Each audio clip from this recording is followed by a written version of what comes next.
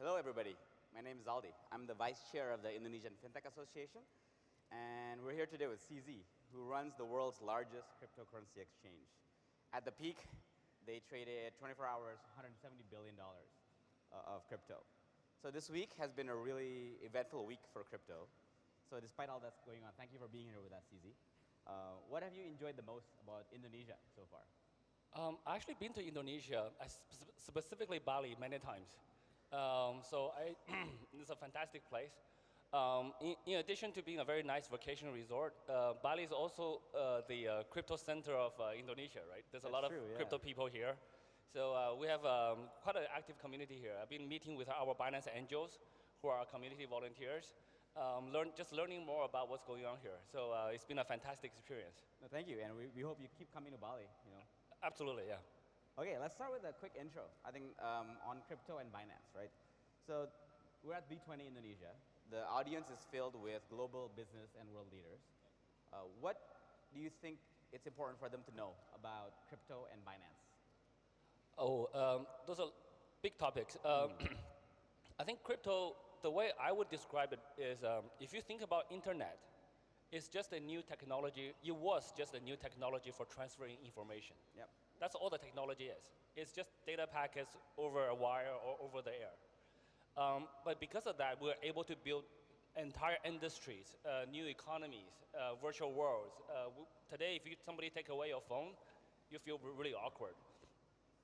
This new technology, crypto, is just a new technology for transferring value. That's all it is. But with this new technology, we can now build new business models, which is changing the way we do fundraising. It's changing the way we do investments. It's changing the way we do payments. Now we can do micropayments. We can do cross-border remittances. We can do NFTs, metaverse. All of this is going to come. Some of them are already here, like global fundraising, using either ICOs, IDOs, IEOs. Yep. It's already here. So if one technology deals with information, this new technology deals with money. Yep. So the impact is going to be tremendous.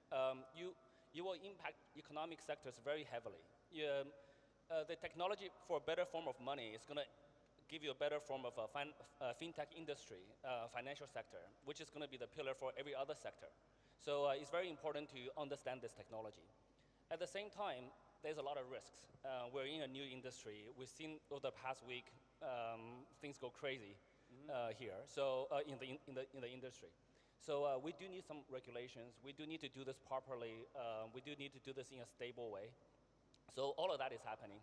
Binance is one of the larger players in the industry. Most people know Binance as a cryptocurrency exchange, but we actually have much more than that. We also invest and own multiple decentralized wallets. We also own CoinMarketCap, which is the most visited website in crypto for information. We invest heavily in DeFi, in blockchain technologies, etc. So we also invest very strongly in local economies in different parts of the world. So we also we are probably one of the few platforms who push very heavily on education and charity, etc. So Binance is more like an ecosystem of tools that we want to help people to access crypto with. Oh, thank you. That's a very broad explanation. So let's dive into the use cases, right? Because ultimately, it's about being useful. That's what a technology should be. So you mentioned about crypto's function as enabling entrepreneurs anywhere to raise money globally, like Polygon in India, for example, right? But on the flip side of that is the risk for capital flight, because if money can come in, money can also come out. This has been a concern that some regulators and banks have expressed. What would you say to that concern over the benefits of actually being able to raise money globally? Yeah, so I would actually say the reverse. If money couldn't go out, money would not come in, right? So as as kind of an offshore business, to start a business in Indonesia, to register for a license, I think you have to deposit like $5 million US-ish. Yeah, around, yeah. Right, so like 3 to 5 million-ish US dollars. And the first question people will think about, hey, I can wire the money in, but at some point, can I wire the money out? So if the second one is not guaranteed, it's not open, people will not wire money in. So, and blockchain provides a very, very useful tool for entrepreneurs in Indonesia or in any other place in the world to raise money. Today, any entrepreneur with a decent background, with good reputation, with a decent product idea can raise 10, 20 million US dollars in a matter of days. Whereas doing the same thing through the traditional VCs will take years. And also, I think Indonesia does not quite have a very strong VC ecosystem. Like, compared to the size, in dollar terms, compared to the US guys, are much smaller. It's still young. Yeah, it's still young. But just because we're still young here, we can leverage a new technology. In the US, the VCs are so established, they're actually more scared of this new technology. Because we're young and we don't have such heavy establishments yet, we can just use this new technology for entrepreneurs to raise money. This is the most direct form of foreign direct investment. So every country, every leader I spoke to, everyone wants foreign direct investment. But why don't you let entrepreneurs raise money using the blockchain through ICOs, et cetera? So this technology provides that. Yeah, so your recommendation essentially is for the regulators just to open up, right? But also another part of what brings foreign capital in and capital out is taxation. There was a recent crypto tax introduced, for example, in Indonesia and some other markets. What do you have to say about those? Yeah, so I actually think the current tax, the new tax that was introduced recently in Indonesia, it's not optimal. I think tax is perfectly fine, and the way to achieve the highest amount of that you can tax is actually through, I think, which could be wrong, is actually through a lower tax number. So look, if you take things to the extreme, right? If you tax $99 out of a $100 transaction, you're not going to get any tax because no one's going to do that transaction. And also in crypto, there's less of a country border concept.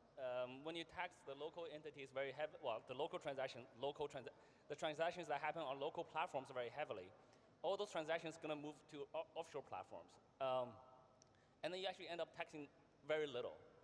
If you tax a little bit and the transaction volume is high, then the total amount of tax you receive is actually higher, right? So it doesn't mean higher percentage tax always give you the highest return or highest tax collected.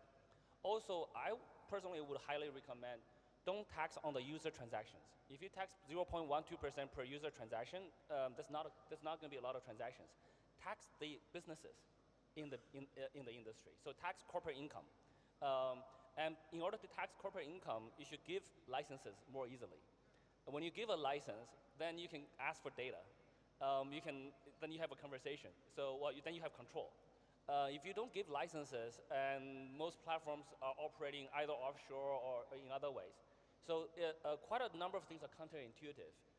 It's much better to give licenses to be open, and then I highly recommend not taxing the user transactions, but tax corporate income. Understood. Okay, let's move on a little bit.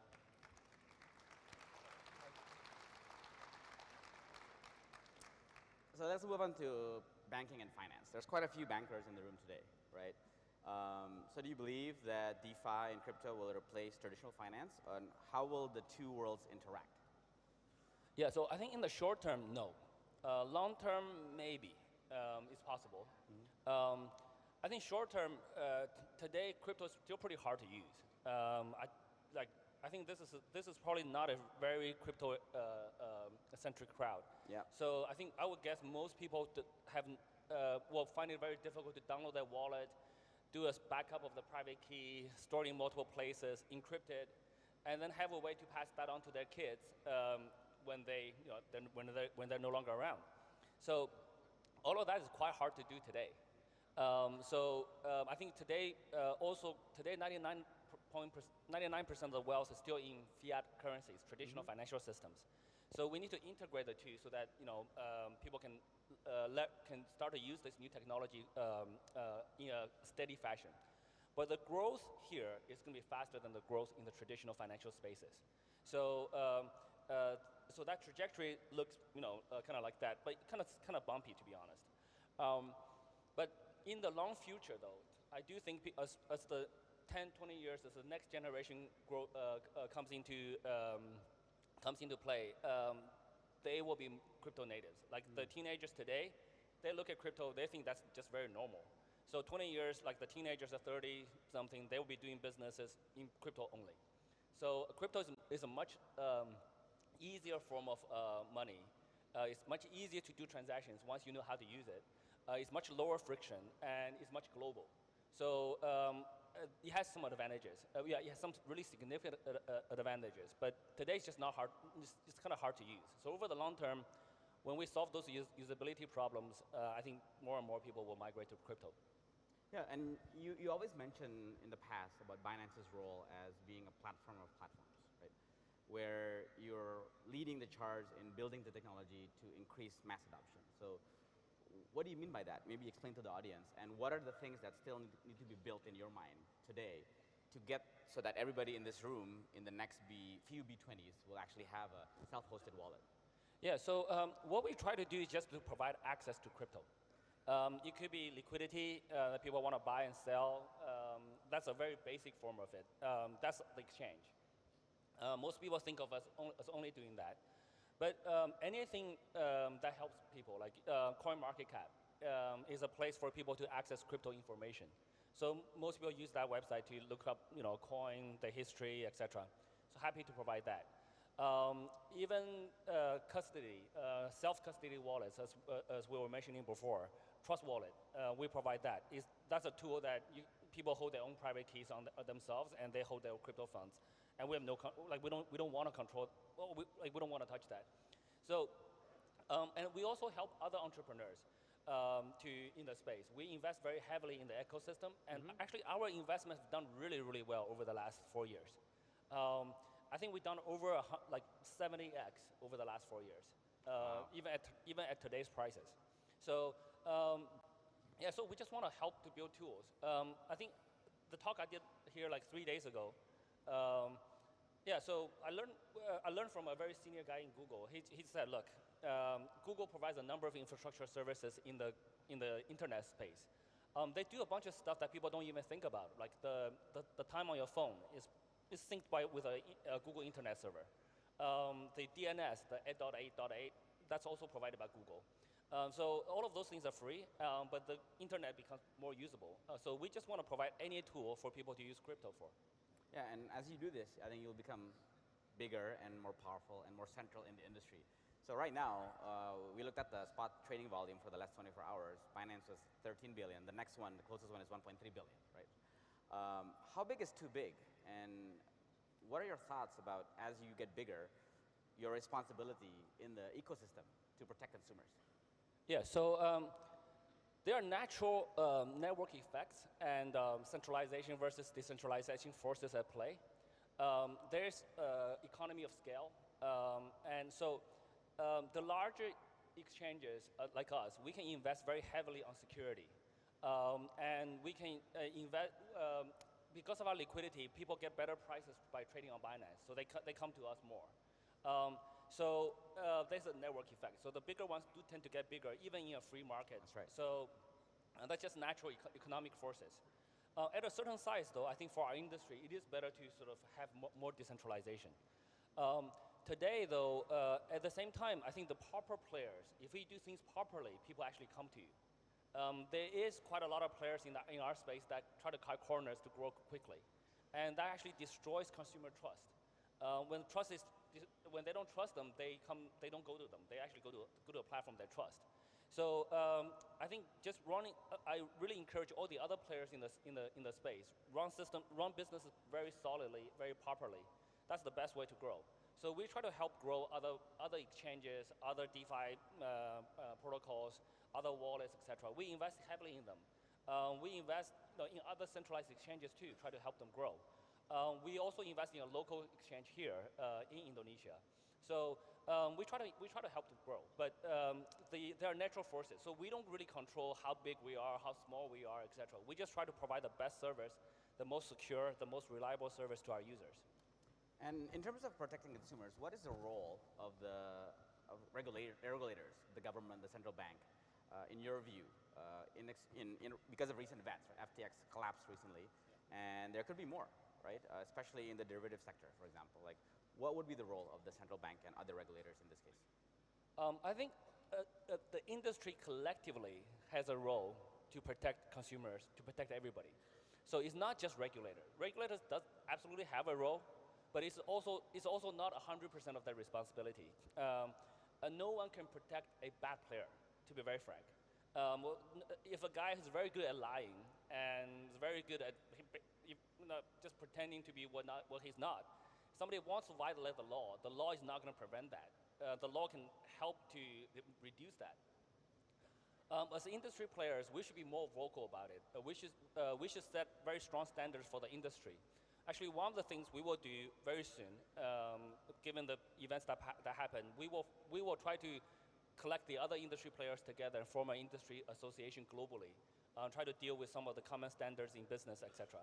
So as industry players, we have a responsibility as well. The VC investors have a responsibility. They invest in businesses that didn't work. That hurt a lot of users. They're also responsible. The consumers are responsible as well. The schools are responsible. Why aren't we teaching people about consumer financial risk assessment in schools? So everybody's responsible. No one can completely prevent it. But the regulators do have a role. We do need slightly more. We do need to increase the clarity of regulations and the sophistication of regulations in the crypto space. Most of the regulations today deal with KYC and AML. The natural response is to borrow the regulations from traditional financial systems. How do we regulate banks? Most regulators think of crypto exchanges like banks. But crypto exchanges operate very, very differently from banks. In a bank, it's very, very normal for a bank to move user assets for investments and try to make returns. In crypto, if you run a crypto exchange that way, it's almost guaranteed to go down. To the traditional financial regulators, to them, they may not even be thinking about this before this week. But we, Binance, have always held 100% reserves of user assets. And we're leading the way to do proof of reserves, publicly disclosing all of our cold wallet addresses. And other industry players are forced to follow, because if they don't follow, they become even smaller. And when they follow, some of them have some issues now. So, but we, as an industry, we need to increase the transparency. We need to work very closely with regulators all around the world to make this industry more robust. But there's a strong role for regulators to play, but we can't blame this on anybody, or any single party. Understand. Actually, that's actually the point, right? Because crypto is a borderless technology, and yet regulators are now operated based on borders. So what is your thoughts on that, crypto as a global phenomenon versus like local exchanges that exist in different markets? Yeah, so there's like a balancing force between technology innovation versus traditional concept of a country border. Yep. If you think about a country border, that's a human-made concept, right? So in the natural world, the country border doesn't exist. It's just like a bunch of guys agree, this is the border, that becomes the border. And now the technologies we have, we're post-internet. We now have blockchain. The internet doesn't have a lot of borders. Today, when you use the internet, you do a Google search, you click on our Twitter ad, guess what? That's run by a company in the US. It's kind of borderless. And when you click on an ad, that revenue goes to the US or some other country. Or it could be a local company here servicing other people around the world. But in the blockchain world now, we're post-internet, it's going to be much, much more global. So each country should try to develop their local talent, the local, what we call Web3 economy, so that they can service the rest of the world. The better the country, the better countries that can do that, the more money they will make from the rest of the world. So the old concept of like limiting everything by a country border is going to be quite tough going forward. Yeah. Yeah, and you mentioned about talent, actually, interestingly, because I think the competition for talent is also global now, right? And you yourself actually worked in worked in the crypto or like a trade exchange in Tokyo, right, a while back in 2005. What advice would you give to the Gen Z now, who is starting out, right? They were digitally native, now they're crypto native. What would you say to them today to build their careers? It's a tricky one. So I think different people have different skill sets. I typically recommend people, especially the younger generation, to become good at one thing first. Because of the global competitiveness, today we can hire the best programmer anywhere in the world, in Indonesia, in Jakarta, in other places. They can work from home. So the competition is global now. So you got to be very good at what you do. And if you try to be very good at many things, it's quite a bit harder than trying to be good at one thing first. But as you become more like seasoned, more experienced, people can become more generalists. Founders, CEOs are typically generalists. But I typically recommend people to be good at one thing first, and then grow from that. And also have a very global mindset. Don't just look for jobs in the local economy. If you're a programmer, for example, there probably are higher paying jobs in more developed countries, etc. But you can work from here and live here, and it's a beautiful lifestyle here, and have those jobs. And also learn about new technologies. The world is changing really, really quickly. So for the younger generation, always learn about new technologies. No, thank you. Any closing statements for the audience? Not much. I mean, so over the last week, there's so much turmoil in our industry. But I want everybody to understand that's not reflective of everything in the industry. The industry goes through ups and downs. We have one or maybe even more bad players in the industry, but the industry is still growing, so we're still building. Yeah, so thank you for your support.